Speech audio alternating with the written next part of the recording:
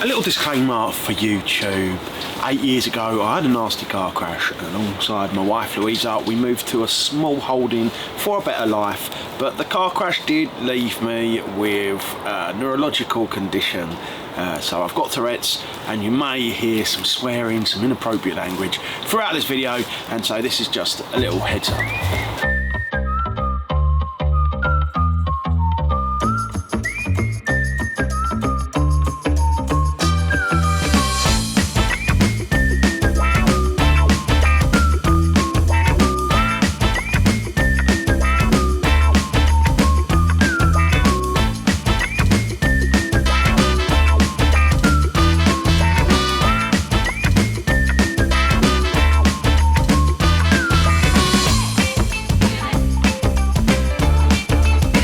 So, welcome back. My name's Jim. I'm Lou. And we are Fields and Flocks. Coming up in today's episode. We weren't getting any grapes off the vine. I was ready to give up small holding. Don't particularly like doing it. I'm going to do my first proper check on my bees. Question we had last week, which was how much profit did we make from our tulip venture? Now, drum roll please. Planting out our snapdragons. Really enjoyed working on this next section across the holdings.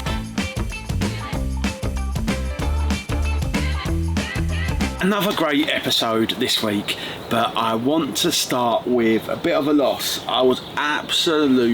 started the week with absolutely devastation. I was ready to give up small holding. Maybe a bit dramatic in a moment, but... This was full of peppers, absolutely devastating. Same thing happened here with the tomatoes. Some of them got a few more than the peppers, but this was a tray, 128 tomatoes, gone. Feeling like a bit of a failure with it all. Like, we got so many plants growing, we're neglecting the food a bit this year because we're trying to do the flowers. I suppose it's going to take us a little while to find that equilibrium, and yeah, guess we've got to plant more tomatoes and more peppers, perhaps buy a few pepper plants from somewhere from a no luck with peppers. We're having no luck with peppers. I have planted though the one that survived from last year, so I'll show you that quickly. So here is me pepper plant, some organic slug defense DOF pellets. And yeah, this one's got a tiny little thing there. So hopefully they'll do well. I've managed to salvage about a tray, so 36, not too awful. It's only about 5 peppers and the rest tomatoes. Going to get them down to the barn where it's not quite as hot, hopefully, and we've also got better slug defences down there. So yeah. Bit of a stressful one, that, and very disappointing to come out and find plants absolutely destroyed, especially so many so good healthy plants. It was so devastating because we checked them the day before and we'd come in and they just were gone. The problem with this polytunnel is last year we didn't open the windows for a while and it got too hot too quick, so we've had the windows open for since like early March. I think we've had at least 2 if not all 4 windows open to kind of regulate the temperature, but we've had a few days of 18 degrees, and it gets so hot that they just fried, didn't they, within an afternoon. They'd gone from looking all right to just completely withered and then we think fried. The peppers that we planted out, they may cling to life, but we also think they've died from the opposite. So it was too cold in the night in here, and we didn't think to harden them off. We just moved them from the conservatory to here. We hardened it off, did we? And I'm crap at hardening it off. I always forget. It's so difficult. But then there has been a win in there as well, so let's have a look at that, because life wins, losses, balances, loses. If you've been following for a while, you remember my grape saga. We weren't getting any grapes off the vine year after year, so I pruned it right back. It was loads have gone, and I'll swing the camera around because I'm pleased to say it's definitely worked and I'm right chuffed. But yeah, this vine is now absolutely littered with the grape sites. So I can't see any there, but yeah, little ones growing. There's loads of them about. But I must admit, it's a good feeling to saw a problem, tried to sort it out and managed to solve it. So that's been like, first year we were here, got loads of good grapes. Last year we didn't get hardly any, and the year before that we got one bunch. I think last year we might have got one bunch as well. So we knew we needed to change it. So yeah, I'm right chuffed with the grape tree because I took it upon me as a personal mission to make it better last year. You kind of took ownership of that. And I was like, right, we've not had any good grapes. I'm going to learn about grapes. The Musings of Jim. Had a really cool experience earlier on in the week. I was standing in the workshop and the door was open and a swallow flew in.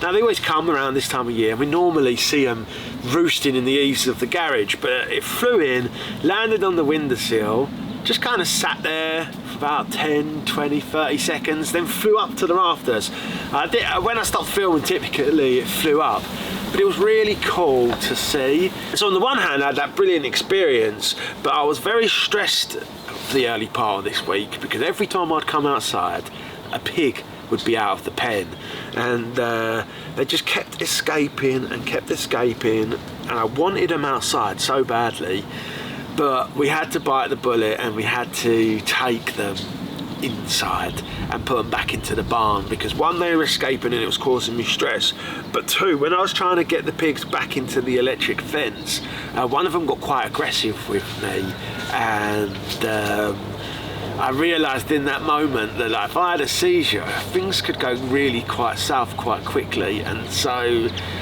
I needed to put them back into the secure pen, and thankfully we have that secure pen that I could just put them back into, but they just weren't respecting the electric fence.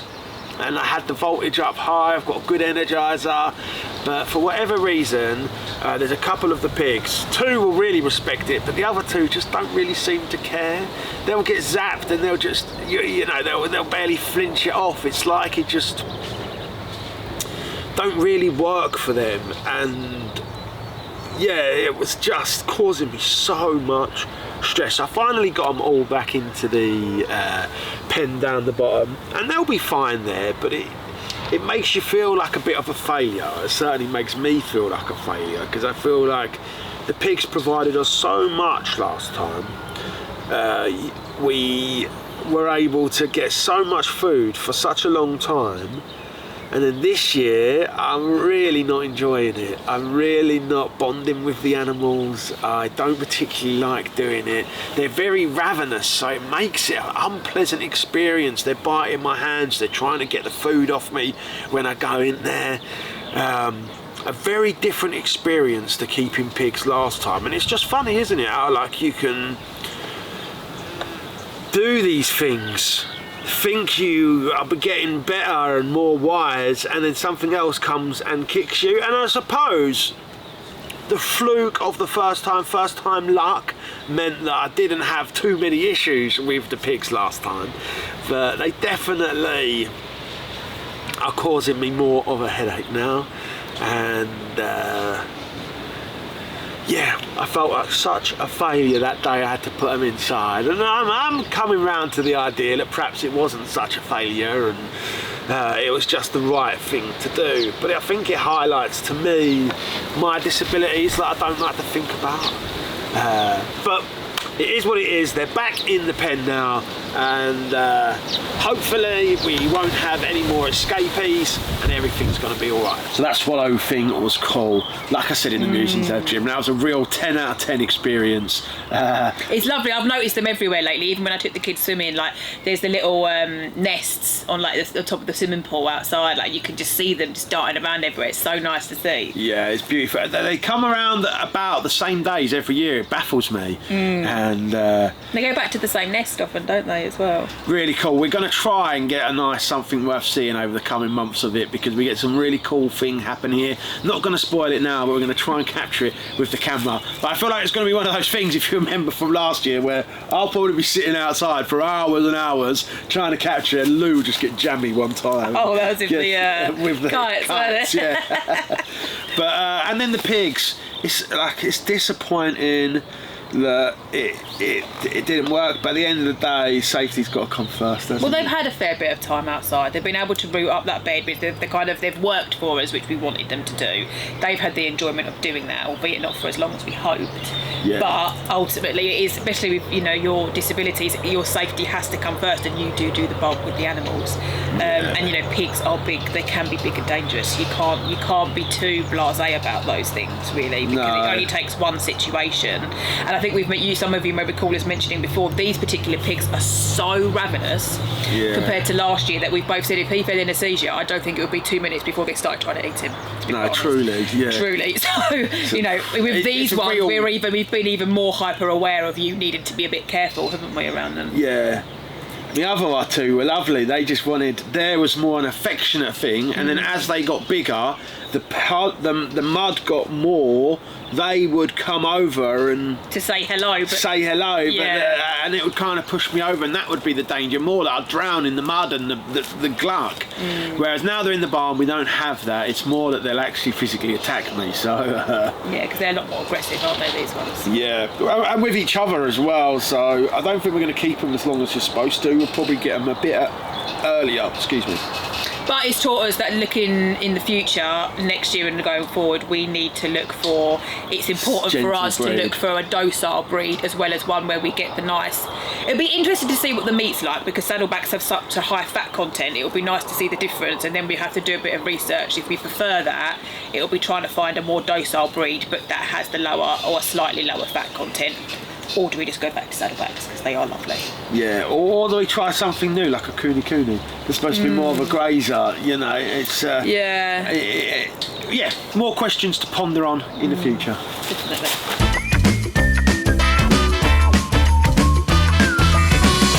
We've got a wonderful across the segments holdings coming up. We've got a wonderful Across the Holdings segment coming up at the end of today's video, so make sure you stick around for that. If you're liking the video so far, give us a like, reach over on your sofa, grab the remote, press the button, go us a like for us, and maybe leave us a comment.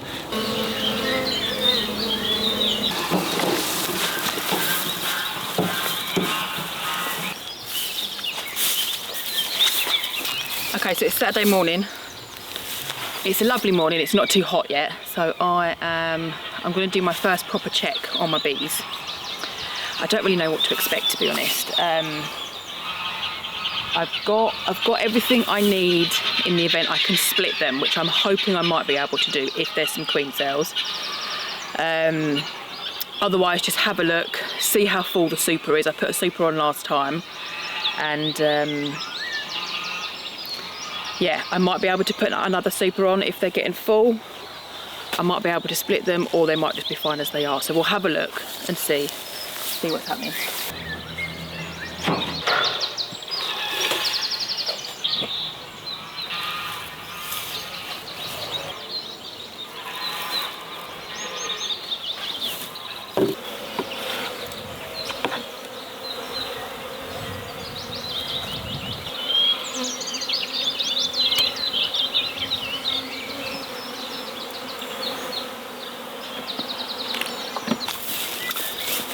Okay, so they're doing really well, but they're not quite as full or as big a colony as I was probably expecting them to be. So I've just given the tops of the frames get a bit cacked in comb and it gets a bit stuck, so I've just given it a clean.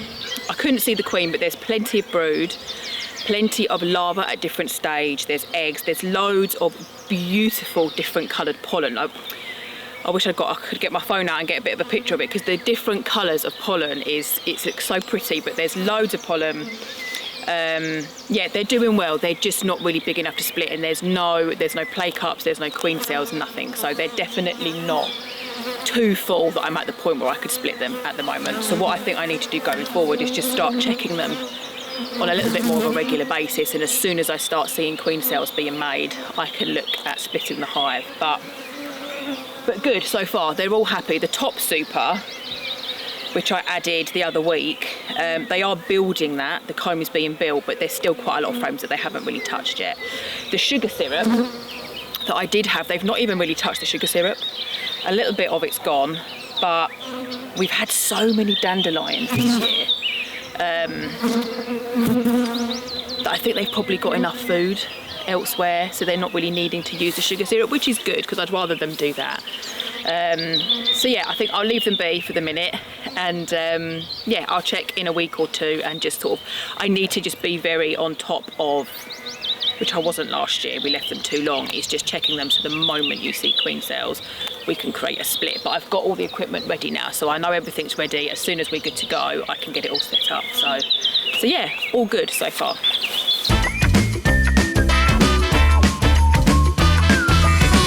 Before we get into what we've been up to on the flower farm this week, let's talk about a question we had last week, which was how much profit did we make from our tulip venture?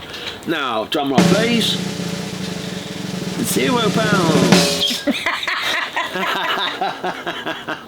So, to be honest with you, this was an intentional non-profit making exercise. So we took a marketing budget for the business startup, Fields and Flocks Flowers. So we took the business, we decided how much we wanted to invest in marketing, advertising, and we decided that rather than investing that in adverts, we would invest that into tulip bulbs. This was our kind of idea, so that we could give away some tulips, test our systems for later on in the year, test our postal services, our postal partners, where we're going to post the boxes, how we can store it, all the logistical side of the business, because you know we want the business to be letterbox flowers. We'll do the odd local bouquet, but to be honest, the market here is quite saturated for flower farmers, and so to break into that market is going to be a lot more challenging than to be the UK's best letterbox flowers. Yeah. Well, you know, that's where we'd have a lot more reach doing letterbox flowers, wouldn't we? Because obviously where we are, you've kind of got the sea on one side and then you've got land, so we haven't got people all around us to sell to, have we? So if you do the letterbox side, you've got a lot more reach of who you can give your flowers to. And I think Wales is a little bit, it's become quite well known that it's a good place to grow flowers. Yeah. People do seem to know that, which hopefully and gives more us and a more bit of a people selling are point. doing what they want to do, so that's why the area is saturated. And it's not necessarily a bad thing, but we wanted to get our name out there, we wanted to test the systems, and so coming back to the question, we done way better with the flowers than we thought we would. We put £600 investment into it and we got close to about £480 back. So you know, our marketing budget went from £600 to £120. So while we didn't make any profit, we also made more than we thought we would, if that makes sense. And hopefully we've made some future customers. We've got a few local businesses we give flowers to, and hopefully it's got our name out there. We know our systems work. People have said the flowers arrived well, and they lasted well, which was such an important thing to me, because they're freshly picked and sent out. I was like, they have to hopefully last longer than people expect, which does seem to be the case, which was... And then that's the premise. Lots of the letterbox companies, they buy from flower farmers, so the flowers have already been in cold storage a couple of days before they get them, then they send them out to you in the post. You're getting 3-4 day old flowers, whereas we will pick them in the morning that we send them. So we've got a bit of a USP there. We've got a little bit of an advantage on some of the letterbox competition, but the main thing we know about tulips is you see a lot of the bigger farms stepping out of the way for tulips, and the bigger smaller flower farms stop doing tulips, and you can see why, because it's a lot of work and effort and it's a one and done. And while you can make some money, the margin's never going to be huge. No. Like we done well, like I said, and we spent £600 on bulbs and we made £480 back. And yes, we had a lot of flowers. Yes, we've got some experiments we're going to do. So we've left some flowers so we can pull up the bulbs and try to reuse them again next year. We've also, so it was a multifaceted strategy, if you could put it up like that, but actually it made us no profit. So hopefully it's put us into a better position going into the flower farm, and we've done fantastic. We were chuffed with the orders, we were chuffed with the amount that sold. We sold out too early, and that's another thing, is we need to try and stagger them if we can, which we have looked at a way of doing that, is how you can plant them out and then you can put them in cold storage and then you stagger the next lot, so you've not got, because they do hit a point where they all just come at once, and if you've got no one wanting them, and it's a sunny day, you're just like, oh my gosh, all these tulips are going to go to waste. And you also, with doing the orders online, you want to count how many you've got, and so we roughly thought we had an amount, and then one sunny day and you've got more. It's very difficult to do. So there was a few lessons there we learned. We could have probably made a bit of money. We could have if we pushed hard enough. Well, I believe broken even. We could have got another 120 quid. Yeah. But hopefully we'll get that other 120 quid next year off the same bulbs. So that's our plan with that. But right, I hope that answered your question, and I hope those who other than you that just here understood why we did that, and maybe gives you ideas for your own business or ventures or something. But yeah, let's go and have a look at us in the flower farm. This afternoon I am starting the process of cutting the Phacelia down as close to the ground as I can. I'm going to just let that fall and lay on top of the beds to create a bit of a mulch, and then once it's started to disintegrate I will dig it in, which will ultimately feed the soil, which is why I did it in the first place. It's the weed suppressant and to ultimately feed the soil. So I'm going to initially cut down the Phacelia, lay that down. I then need to tackle the paths in between the beds, which currently I have red clover, but it's getting very long. So I'm going to cut that down again. It's done a really good job. There's a few bits of grass. The ones that are the worst are actually where I didn't put as much seed down, but this one here, where I got plenty of clover seed, actually is pretty much just clover. So it's doing what it was meant to. I just need to give it a bit of a haircut. So yeah, I'm going to crack on with that today.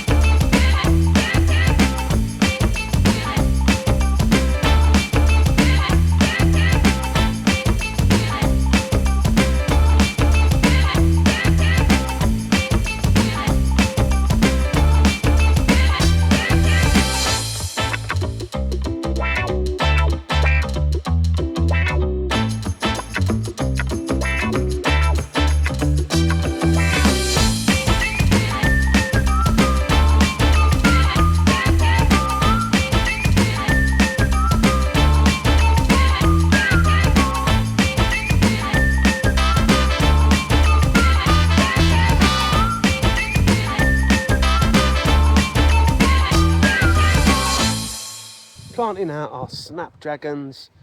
This one here, this bed here, there are snapdragons on there. I'll do a little B-roll for you so you can see.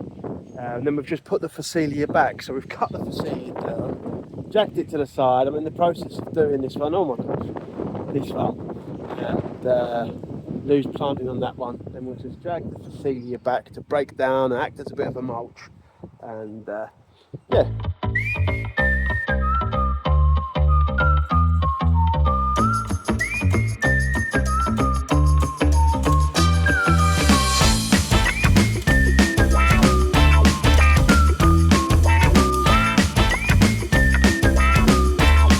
Another beautiful day. Me and Lou feeling lucky. Last of the tulips, and yeah, we'll get them watered, and then we'll put organic slug pellets down. You know what, us and our slug war is a serious game, and yeah, it feels good to be cracking on.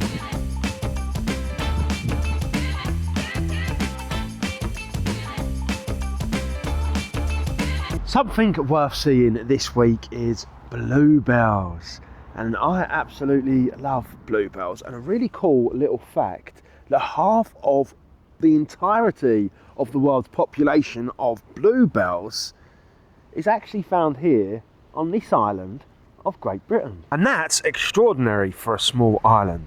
They've been here since before we built anything. Ancient woodland indicator species. They tell you the land has barely been disturbed for centuries. The bulbs are toxic, but for hundreds of years people used the sap as glue for bookbinding and fletching arrows. It was nature's own adhesive. And there's something happening when you stand in a bluebell wood that science is actually only beginning to start to catch up with. The colour blue is genuinely calming, combined with phytoncides. The compound tree releases, and you've got a natural anxiety reset that no prescription can fully replicate. Here on the holding, they look so nice.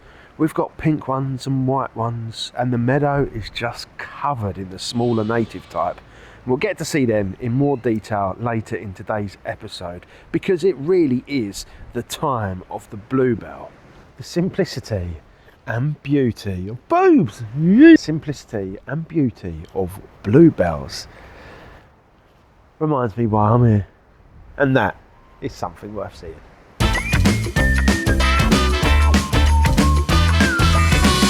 That was definitely something worth seeing, and we're not done there, because this next section is also highlighting bluebells, because we're going back to In the Meadow. Well, let's cut to me outside. We are back in the meadow. It's that time of year again where the meadow is really coming alive. We love this meadow, and it's always when you're making changes to it throughout the years, you want to make sure that it still stays as beautiful. And to be honest with you, I think each year when my eyes lay upon it again, I find it more beautiful than the last. I don't know what that's about. I don't know if that's just my living in the moment mantra, but it's like every time I see it, it's like the most beautiful thing I've ever seen. And each flush, I feel the same way. And right now, at the moment, we've just got the buttercups coming out. We have just got the beautiful bluebells, and I mean, it is carpeted in bluebells. So the only way I think to do In the Meadow justice is a little montage, but not a fast-paced montage, just a slow one. It's a windy day today, so let's let the wind blow around the bluebells, and I'll put over some music. So grab yourself a cup of tea and enjoy the beauty of our meadow.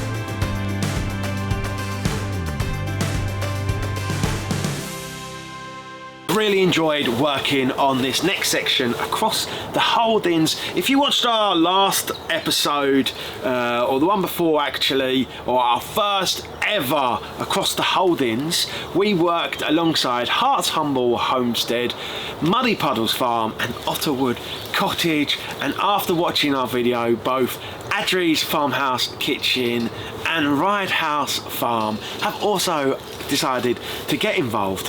So this week, and across on their channels as well, you'll see us all answering each other's questions. So we will have 3 here on our channel today, and the questions we asked and their answers we thought was really good at getting a feel for smallholders life and the smallholding life, because we could relate to absolutely everything that they were saying. Everything, yeah. And so, yeah, let's go over to Emma first at Otterwood Cottage, and let's hear what Emma has to say. Hi Lou and Jim, it's Emma from Otterwood Cottage, and thanks for another brilliant question this week. What have we given up that we don't miss?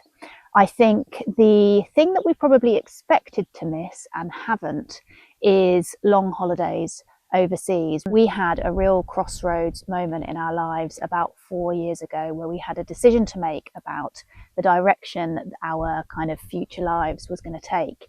And one path, we could have stayed in our old property, and for a kind of whole host of circumstances, we could have had a small apartment on the south coast of Spain.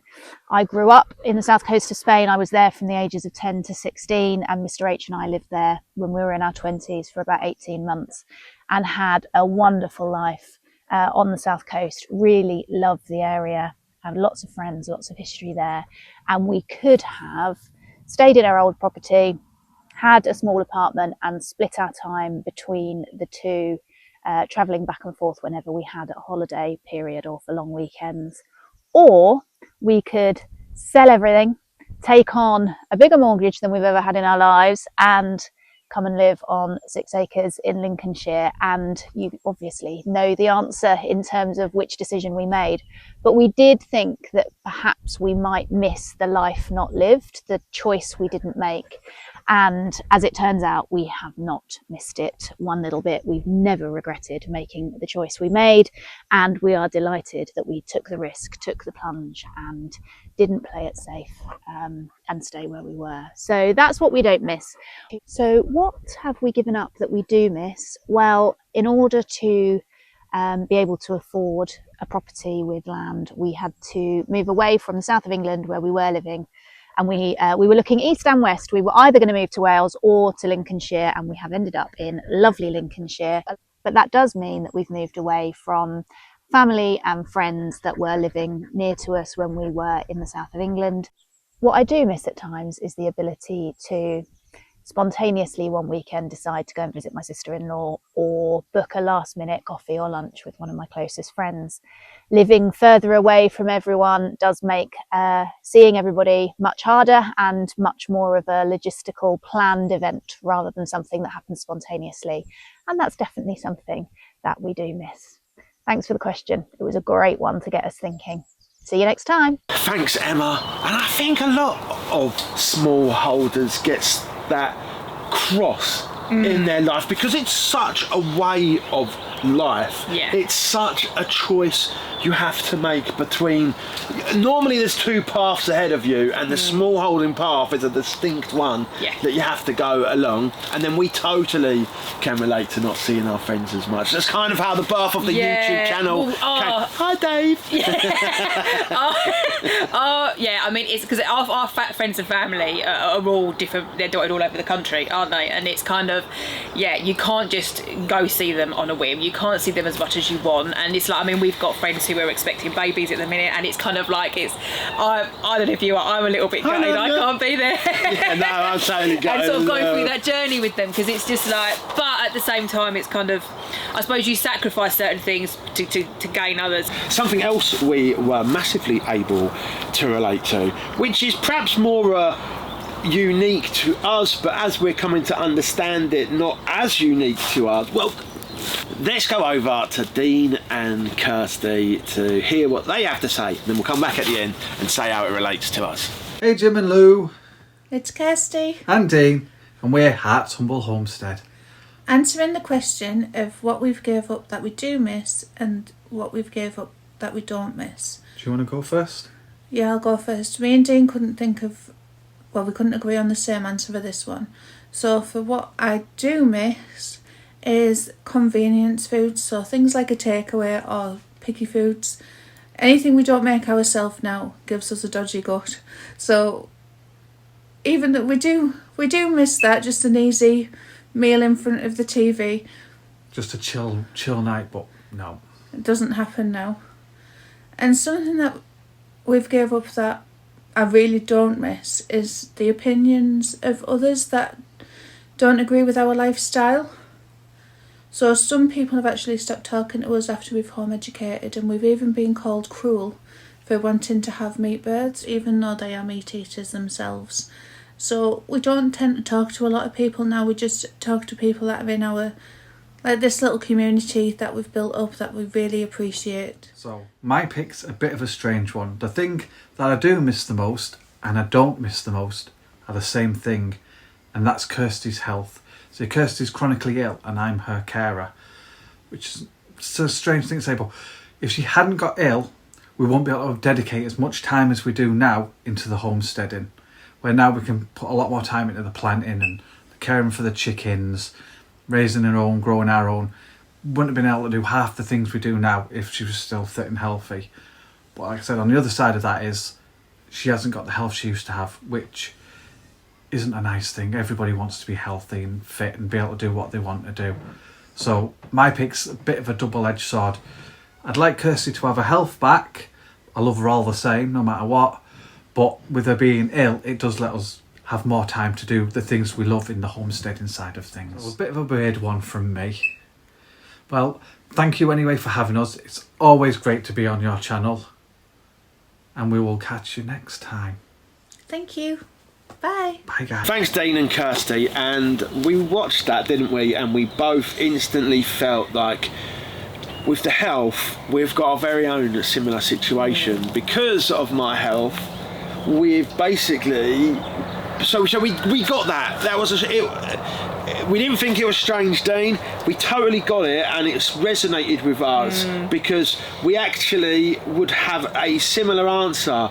We think, Definitely. you know, it's allowed us so much more time and space and time to live this life. It's the time. Well, one, we wouldn't be living this life. Yeah. If it wasn't for your car crash and what happened, and two is we wouldn't have the time to put in it, nowhere near the time to put in it.